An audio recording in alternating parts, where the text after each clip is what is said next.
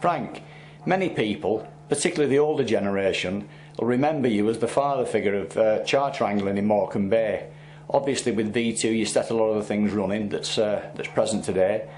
What are your thoughts on how things were in the past, how things have progressed, how things are at the moment, and possibly even what the future might hold? We're still getting the smaller fish like the dabs and plaice. You're still getting those, and hopefully in winter you're still getting the whitings and the cod. Yep. But like I said before, I think that we have cycles of these things. Take the big cod for instance, like in the early 80s, late 70s, we was getting cod like over 30 pound. Not many of them, but there was once a day you'd have a 20 odd in the late 20s or the early 30s, you'd have 20 or 30 pound cod coming, not on a regular basis, but you'd have one showing here and one showing there. And all of a sudden we had a year where we didn't get any. We've had a few years actually where we didn't get any big cod into the late teens. There was all 3, 4 and 5 pound, occasionally 8, and we had that for a couple of years. Then there was a year that it started to get a couple of 20s popped up, and I feel sure even now that the big ones will come back at some time or other, because it's a cycle that fish go through. But in those days of the late 70s, early 80s, there weren't a lot of fish about. You'd go out and you might not get many bites over the day, but what you did get, you would hopefully have a big one amongst them. Yeah. And they were fairly regularly caught. You had this expectation of catching something over 20. You didn't always get it, no, but you had the expectation that you would. That's right. And that seemed to slip away in the mid 80s, and it seemed to slip into cycles of smaller fish. And you was always hoping they'd come back, but they never really seemed to come back. No. Why are they not? Have they not come back in the intervening years? Is that commercial pressure part of its natural cycle? I don't think it's commercial pressure, because we don't have the ships that fish. I mean, before the war at Fleetwood, we had 120 ships coming and going 2 tides a day, and the dock was always full of ships, and a lot of them used to fish the bay, what we call bay fishing, Morecambe Bay and into the Irish Sea. All those ships have gone. We haven't got any ships now. The only inshore boats that we've got that's fishing it is the inshore boats, and we've only got about three big ones like 50, 60 footers, and the rest are all from 20 to 30 foot, and they only go tided, like we call tiding, with the 12-hour tide, go out on the ebb and come back on the flood, and they're not catching the fish. They still get a living. They must get a living, otherwise they won't do it, but they're not getting when you're talking about the big cod. We only used to catch the big cod off Russell's side, from Kingscoy down to the Gin, and that's a rough ground. All that ground is all, for a distance of 2.5 miles, is all rough ground. Even the inshore trawlers can't tow on it. They can these days because of the system that they've got, the fishing gear they've got. They can tow on rough ground now using bobbins and things like that. But in the old days, I know of 2 or 3 blokes or inshore lads that's tried to fish on the north side of the Loon, and they ripped the net to pieces. So they did it once, they didn't do it anymore. Is the pressure not coming from elsewhere though, from further afield? Pressure in as much as it's not allowing fish to grow through to these large sizes, it's cropping them off all the time? I don't think so. Not really, no, because I mean, the Irish Sea is a big area, and when you look at it from the North Channel down to St George's Channel, you're talking about what, perhaps 180, 200 miles in distance. No, I don't think it's overfishing, because we haven't got the ships. Even the Scotchmen, their ships have all been decommissioned. I mean, you try and work out from Fleetwood, go north and then go south, the number of fishing ports where there is commercial fishing done. Even Whitehaven is not like it used to be. I mean, I can remember Whitehaven when they'd 20 or 30 sea netters working. Well, they're not there now. They might have one or two, but they're not like they used to have. And it's the same going south. There's nowhere. What fishing port have you got between here and you've got Milford Haven, and that's about the only one south of Fleetwood. So hopefully it is a cycle of these things may well come back. Exactly. I think they will do. I've always said this, that we get good years of cod, and we've had our good years. Mind you, I must confess, on the first good years in the early 80s, late 70s, they was good. I mean, nearly every boat had into the teens of pounds of fish, in size I'm talking about, and the odd 20 here and there. But there was a break of about 6 or 7 years, and then there was a spell of 1 or 2 boats did get the odd 20, 18s and 20s, but there wasn't many of them. But recently we've only had the small ones, like 3, 4, 5, 6 pounders, the occasional 7 or 8, but it was occasionally.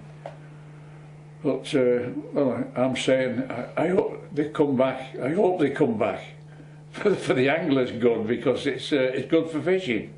Going back a little bit further in time, I mean, you started actually commercial.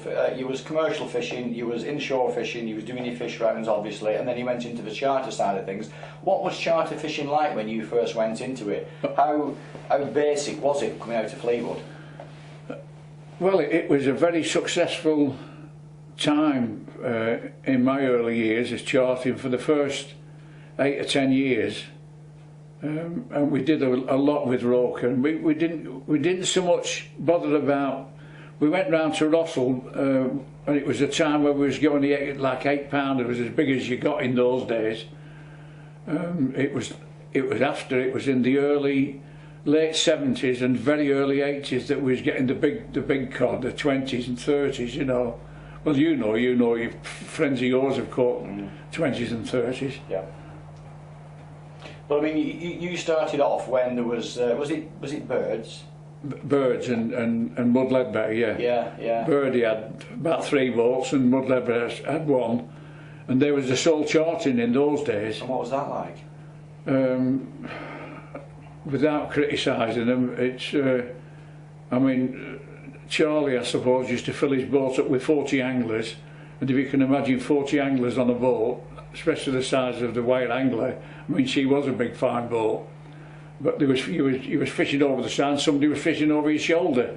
There was that many anglers. I mean, it was part of his business, I suppose, to fill his ship up with anglers. Of course. And they never used to go where we used to go. Or they get to the end of the channel and that sort of Or thing. you get to the prawn boy, or they might go to the dumper, because there's always good fishing at the dumper for dabs and plaice and things like that. And when you started up, you actually wanted to go further afield and develop what was going on in Morecambe Bay to a larger pitch. Through my experience as an inshore fisherman and line fishing for orca in those days. I mean, we used to shoot 200 ducks and you'd have 70 or 80 orca. Various places on from way past the rough ground, the other side of Lightning Knoll, and the halfway buoy to the north of that, off the Barra coast. They have a rough ground all the way right up to what we call the northwest corner, which is the top end of Walney. We used to fish up there, and we used to line up there as well. Well, I've lined for orca right up north side of Lightning Knoll, or Gazoon as we called it, and then just on the north side of Loon. And we've always been successful, always been plenty of orca and chartering, always. You could guarantee, you could say we'll get 20 to 25 fish, and you would do. Always on the smaller tides? No, not on small tides. Now that's a different story. The best tides I found for orca in my time was a 25, 26, 27 foot tide. Above that, you can't hold bottom. Well, you know, I don't have to tell you that, you know what it's like at the tide. I mean, when you get the 30 foot tides, you've got no chance of fishing for orca on the north side of the Loon. Only fishing about 3.5 hours to 4 hours ebb as the tide started to ease down to low water, and then it had flooded for about 2.5 hours, and then you had to pack up. What was the best stroke that you had on the boat anyway? Because I did hear rumours that you had one into the 30s. I had one at 32 pound 4 ounces. Wow, that's some fish. It was a good fish. I mean, the record in those days was 38 pounds, but that was then thrown out. It was, yeah, it was classed as a blonde roker. Somebody did, I don't know why. I mean, it was probably a chap, I think, down south somewhere. Yeah. Oh, sorry. Yeah, it was a chap down south in, I think, 1936. Yeah, it was going back some time. Went fishing off the Lamps and Rustington round that way. I can't remember the exact details, And but it was £36, but it was classed as a Thornback record for lots and lots of years. And then all of a sudden it was thrown out for some whatever reason, I don't know. The NFSA wouldn't accept it. And that fish of yours could well have filled that slot had you known at the time, but you didn't know at the time. I didn't know. In fact, I gave it away. I used to do an angling club from Crewe that used to work for the British Railways, and I took these lads out and was fishing on at the dumper. Now, there's some good roker fishing there at the dumper. Just north of the dumper, there's a little fishing area what we used to use it commercially called Bog Hole, and you could it was like a dip in the seabed, and it covered an area of about a mile and a half. And if you wasn't careful, you got in there commercially and you couldn't get out until the tide flooded next tide. You know, you were safe enough, but you used to get some big roker there, real big ones. I remember one day going out and on my own, and I'd only 3 roker. One was 14, one was 16, and one was 18. Just 3 fish. I was telling you, just north of the dumper, boy. Yeah. And what about the place fishing in the bay as well? Because it was always noted as a good place. Always good place fishing in Morecambe Bay, if you know where the right spots were. Because Morecambe Bay, a lot of areas, but there's a lot of rough ground, like there is at Rossall, especially from north side of Loon, like level with Loon Boy and Patch Boy. From there north, it's all rough ground. I mean, I've known a couple of inshore lads try and shoot the gear there, and they come unstuck, got fast, or you ripped the nets, you know, so they never tried it anymore. And what was the quality of the fish on rod and line like? Always good, always. I mean, even dabs and plaice, you can always catch them if you fish for them. I mean, don't forget when we was fishing for Oka, we had the big hooks on. Yeah, of course. But the plaice was there. I mean, and at one time we used to. Well, I think I've already told you this. Southeast of Gazoon, we used to get the odd turbots. Yeah. And the heaviest turbot I've seen come from there was 16 pound. And I know that because the bloke who was with me who caught it. That's going back a number of years as well. It's going back to the early 80s. It's not happened since, has it? No. You never hear of them anymore. No, but I did tell you when I come in contact with you again, when there was catching turbots round Shelley Flat, round the edge of the bank, Shelley Flat Bank, they was getting the odd brill of 8-10 pounders. They was getting the turbot of about 3.5 to 4.5. Each hole they got 2 or 3 fish. And I've got a friend of mine he sailed with our Ben actually. He was crewed with our Ben, did Dave Wright. And I always make him down the town. I said, "How's the fishing going, Dave?" And he tells me, and he mentioned about this.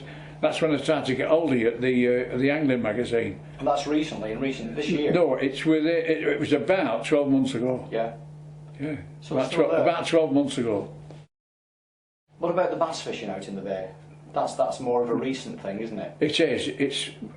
I'm going back to what I said about the hot water that let out from the nuclear power station. The warm water, millions and millions of gallons. It must make a difference because it's suddenly, and we never had it in my chartering days, and I don't remember ever commercially catching bass, because commercially you can get the odd bass. But with that hot water system, and if you think about the tide coming out of the River Loon and the amount of tide that comes out of the River Wyre, when they release that water, that tide that ebbs off, it pushes the tide north, and that's why the roker fishing on the north side of Loon this last couple of years, well, not longer than that, the last 10 or 12 years, it's gone zilch, nothing. Getting the odd one here and there. I mean, they're getting more Orca now down at Rossall. Yeah, yeah. So I've heard. Well, I've heard them on when I have my set switched on. They reckon that the average temperature in Morecambe Bay, because of the Heysham power station, has gone up by probably about 1 degree, but that's overall. Exactly. What you're saying is that although it's gone up on an average of 1 degree, in certain areas it's gone higher, it's concentrated to the north. Exactly. Where the tide's pushed it, and this is affecting the fishing. And you know, why suddenly do they catch bass around the prawn buoy? Like I said to you before, I can remember seeing a dozen or 15, 30-foot prawners towing round there, because all you did, you drifted down when you was towing your gear, because we used big trolling those days with big bobbins, and with prawn net, which is very small mesh, and you was getting tackle bags of prawns just in that one area. But the other area, there was an area on the south side of Loon, what we call the south edge, and on the north side of Loon, that's from, we'll say the south side is Kingscar to Shell Wharf and Patch Buoy to Loon Buoy. In the 12 fathom, we used to sound 12 fathom and tow down on the edge, and they always got good bags of prawns and shrimps. Well, things have changed. Yeah, I believe I saw a programme on the telly. It was about 2 or 3 days ago of a Morecambe who's not catching the prawns and well, the shrimps. They want the shrimps. They don't want the prawns. They want the shrimps. And he said that the shrimps have not like they used to be. Mind you, plus all the rain that we've had.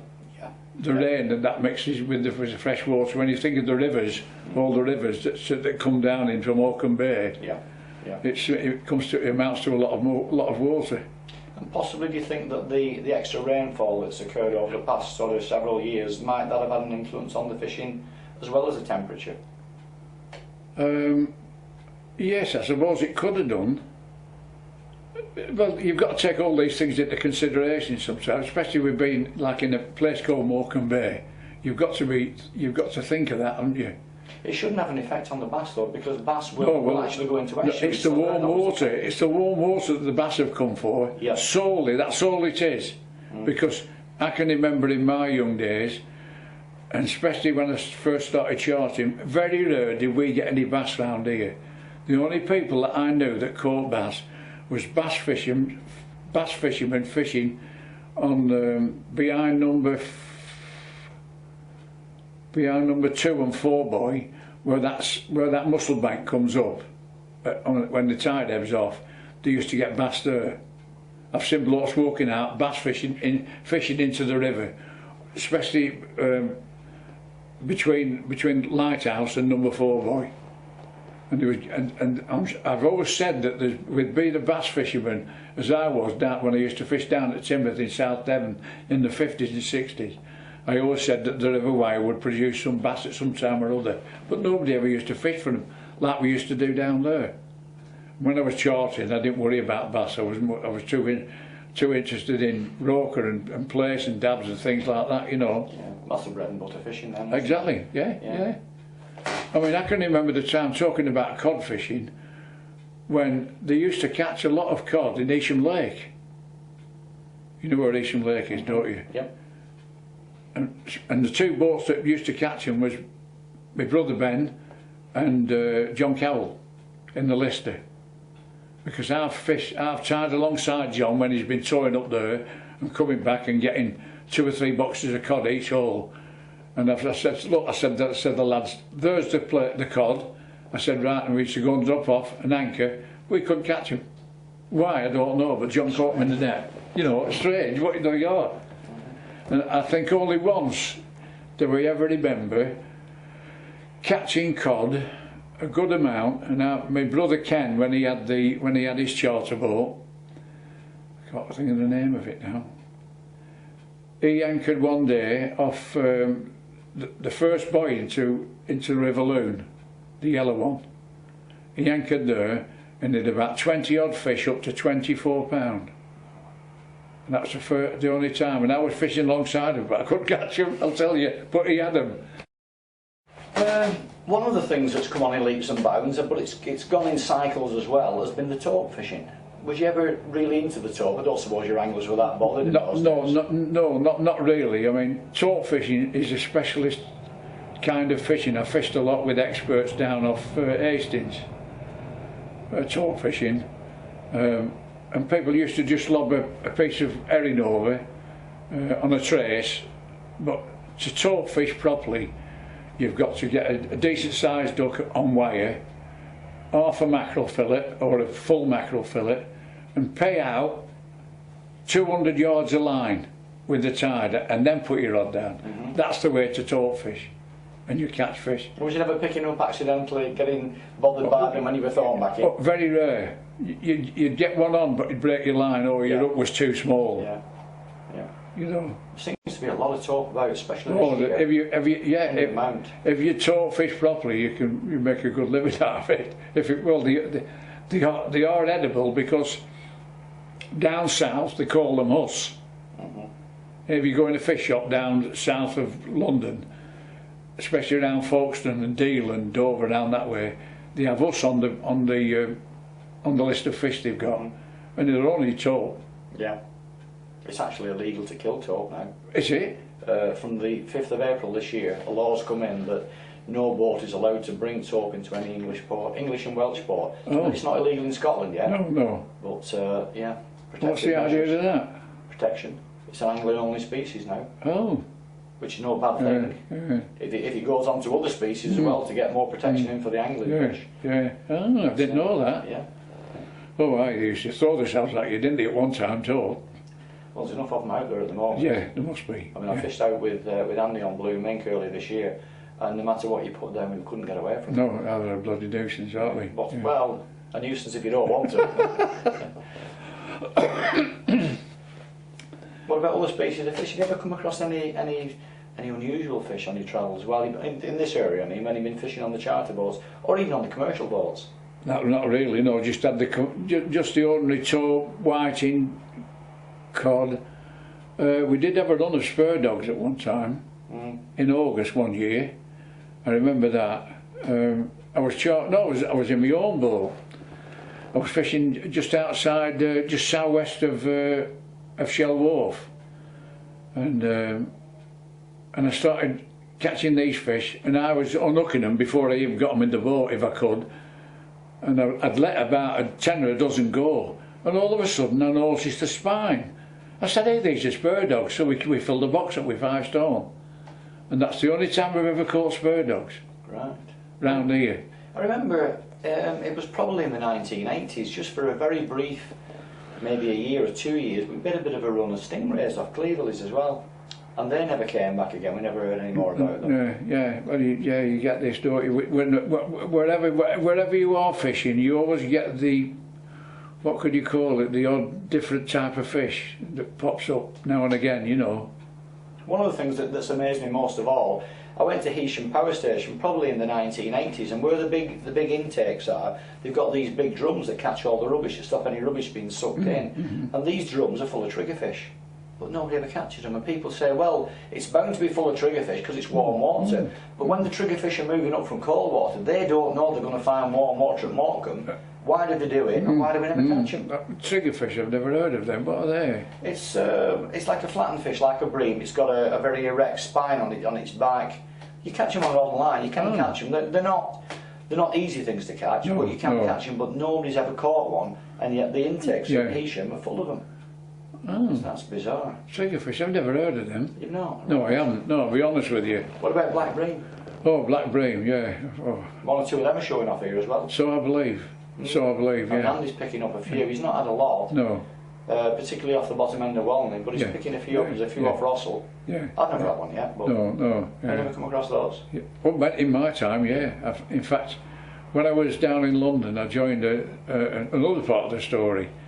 I joined an angling club. I went down there in '54 and got myself a flat, got myself a job, and I thought, well, I must have something to do at weekends, so I thought I'll go. And so in one of the streets near where I lived, there was a little tackle shop. I said to this guy, you know, do you know any clubs? He said, I don't know of any. He said, but there's a lady who has a tackle shop in Lewisham, Lone Pit Vale in Lewisham, And I went down and saw her, and she said, well, the only chap I know is secretary of the Crystal Palace Sea Angling Association, called Mr. Minter. So she gave me his phone number, and I phoned him up. He come round next day to my flat, and we had a good natter. I joined his club, and I was a member of that club for years and years and years. And each year, the club champion, this was under because we fished on, was affiliated to the National Federation of Sea Anglers, and every year, once a year, the National Federation of Sea Anglers used to have a match, the champion from each club that's affiliated to the NFSA, and this particular year we fished at Littlehampton. That's and the Black Reef, isn't it? And yeah, Kingmere Reef, yeah. And so I went and represented the club, and I came second. I thought I was quite pleased with that, but them bream are something special to catch. They really are. Have you not come across any yourself up here on his Not up here, no, but I do believe some people have caught with the odd one. Yeah, so it's just... so that must be a good sign. Yeah, more year on year. But I mean, the reason they used to get them down off the south coast was because of the Gulf Stream. The Gulf Stream comes up and it touches in at Littlehampton and Bognor. That's why they get such a lot there. But I do believe that from people talking that they've had the odd few breeding around here. Yeah. Anyway, what do you think of the future for angling off the Lancashire coast? What do you think it's got in store for us? Well, we'll always have fishing. That's obvious. That we'll always have fishing, and the main fish like cod, whiting, plaice, dabs, flounders, and tope. That we've just been talking about, the odd black bream, and other fish that you don't like, turbot and things. We'll always have them because it's such. I think, well, when I'm talking about fishing, I've always found that your best fishing, like cod fishing, is always on 30-foot tides as against 24, 25-foot tides. And the fishing from about 25, 26 foot up, if you can manage to hold bottom, is always good. Always has been, and it always will be around here. That's good to think anyway. Yeah. The only thing is, I believe, and that is only hearsay, that they're going to introduce so many types of fish. The government is going to bring this in. I don't know. Is that right? What you mean, like bag limits? You can only catch so many. Yeah. I've heard on the grapevine that might be the case, but it's certainly not. Not at the moment. No. I'll tell you for why. Because I've been to Australia a few times, and they're so organised, it's unbelievable. I mean, they have slipways, special slipways built, and as you come in, they've got concrete stage with tables, stainless steel tops with fresh water for cutting your fish, a notice board. You could only catch so many of this, so many of that, so many of that, and periodically they have the fisheries officers going round checking on them. And these in Australia, they adhere to them rules. Yeah. They really do. I've been and watched them come in, and I've watched them, and they really do. And the quality of the fishing improves because of it. Exactly. Yeah. So it would be no bad thing to get some more legislation over this side. They're talking about that. When the cod fishing off Russell, you can look out on say Christmas time, just before Christmas, a lovely day, not today like, but nice day, no wind, big tides, and you count the ships from going towards Kingscower or Shell Wharf right the way down to way past the piers. I've seen 100 boats there fishing many times, and they're all coming in with 20 and 30 little codling. Need to say any more. Well, it's a lot of fish. It is. It's pressure. You know, yeah. And that doesn't happen once. That happens every time they go afloat. Even if there's only 40 or 50 boats go afloat, they're still getting them 20 and 30 fish. Yeah. It must make a difference. It's got to make a difference. You know. But anglers tend to think they don't put any pressure on anything. It's only commercial fishing that do it. Well, exactly. They always criticise the commercials. Always have done. Yeah. They always have done. Got to put your own stall in order, really, haven't you? Yeah, exactly. Yeah.